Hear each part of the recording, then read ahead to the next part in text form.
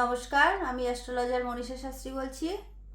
আমাদের রাশি চক্রে 12টা ভাব আর যেমন 9টা গ্রহ আছে, সেই হিসাবে যেমন আমরা date of birth, time of birth পেলে সঠিকভাবে বিচার করতে পারি রাশি চক্রটা। সেখানে অনেক রকমেরই দেখতে হয়, স্বর্ণালী, নবতারা, নবাংশ, দশমাংশ, সপ্তমাংশ, সব কিছুরই যেমন বিচার দরকার, সেরকমভাবে সব থেকে অনেক গুরুত্বপূর্ণ যে বিষয়টা হচ্ছে সেটা হচ্ছে অষ্টবর্গ। এই অষ্টবর্গ বিচারের মাধ্যমে কিন্তু বর্তমান সময়ে আমরা কেমন যাব বা আমাদের সময়টা ভবিষ্যতের জন্য কেমন হবে সমস্ত কিছুই কিন্তু জানা যায়। আমাদের অর্থভাগ্য কেমন হবে, আমাদের ভাগ্য সৌভাগ্যশালী হবে কিনা, আমাদের সন্তান কেমন হবে, আমাদের বিবাহ লাইফটা কেমন হবে, প্রেম কেমন হবে, আমাদের গাড়ি বাড়ি যেটুকুনি যার ইচ্ছা মানে জানার ইচ্ছা সবই কিন্তু অষ্টবর্গ বিচার করে কিন্তু আমরা এখানে জানতে পারি।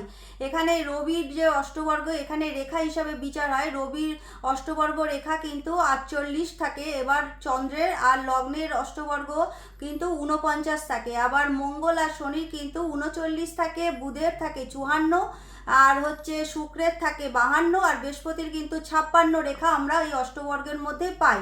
সুতরাং যদি কারোর মানে এই রাশিচক্রের মধ্যে 25-এর নিচে কোনো ঘরে কোনো গ্রহের রেখা থাকে, সেই গ্রহ কিন্তু ভালো ফল দিতে পারে না।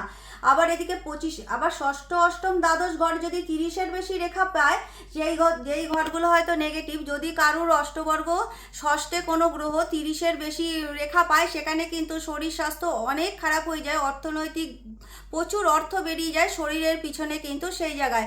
এবার দ্বাদশ ঘর, অষ্টম ঘর, সেখানেও কিন্তু যদি 30-এর ওপর রেখা আসে তাহলে কিন্তু সমস্যা হয়। এবার দেখা যাবে যে 25-এর নিচে যদি কোনো রেখা আসে, সেখানে কিন্তু বলা যায় যদি কারোর ভাগ্যের ঘরে 25-এর নিচে কোনো রেখা আসলো, সেখানে কিন্তু তার ভাগ্যটা সহজে সাথ দিতে চাইবে না, প্রচুর পরিশ্রম করবে কিন্তু আলটিমেট সাফল্য কিন্তু আসবে না। তাই যদি আপনাদের রাশিচক্রটাকে সঠিকভাবে অ্যানালাইসিস করতে হয় সময়টা কেমন যাবে, তাহলে কিন্তু অষ্টবর্গ অবশ্যই বিচার করার দরকার।